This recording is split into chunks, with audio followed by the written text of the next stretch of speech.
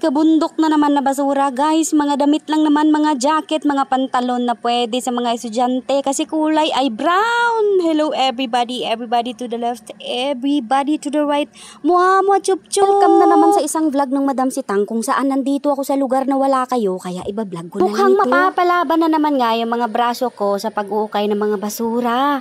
Pero grabe guys, yung basura ngayon mga damit, hindi pa nga ako nakamove on doon sa Adidas na napulot ko nung nakaraan.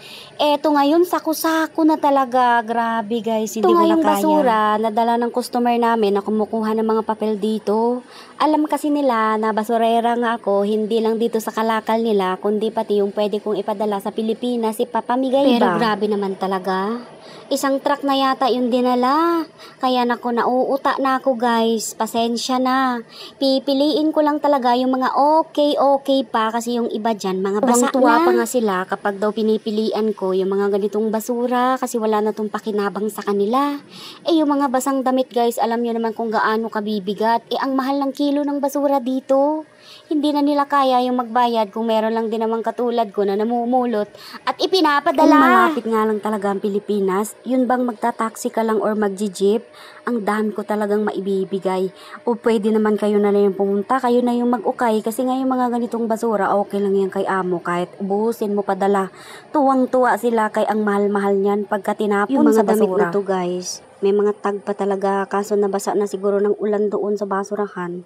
Kaya pagdating dito, yung mga tag na papel na nakasabit, bumakat na doon sa jacket. Pero kung hindi ka naman maarte, okay lang yan, laba lang ang kulang. Ang dami talagang mga jacket guys. Ang dami, nakakapanghinayang kasi yung iba basang-basa na wala na akong time para maglaba. Yung hawak ko na yung blue at yung apple green, pareho lang sila ng design. Pwedeng-pwede talaga sa Pilipinas, lalo na sa mga driver, sa mga riders. Ayoko na nga kasi maglaba kasi gagamit pa ako ng tubig dito. Hindi naman ako nagbabayad ng kuryente, tubig at ilaw, ganyan. So bahala na, pipiliin ko lang talaga yung okay pa. Tingnan nyo itong 6 packet na brown guys. Pwedeng-pwede talaga ito sa estudyante. Yung mga high school na ang uniform ay kulay brown. Siyempre sa probinsya, lalo na kapag public school lang, okay na yan basta brown. Tatabi nga rin ako para sa sarili ko. Hindi pwede yung kayo lang meron, ako wala. Abay, siniswerte ka na. At meron nga pala akong announcement. Dito ko nasasabihin kay makakalimutan ko na naman. Hindi na ako magbibigay ng paisa-isa. Mag-iipon ako, mag-assemble ng box. Para isang box, isang tao na lang. Wala na masyadong stress. Wala na ring reklamo kasi ang tatanggap masayang masaya. Nung kanina nga, ang gamit ko ay gunting. Abay, sa dami nito, talagang cutter na yung hinawakan ko para mas madali. Ayan, nakita nyo diba guys? Puro damit talaga yung mga tinapon, mga nakaplastik. May mga tag lahat.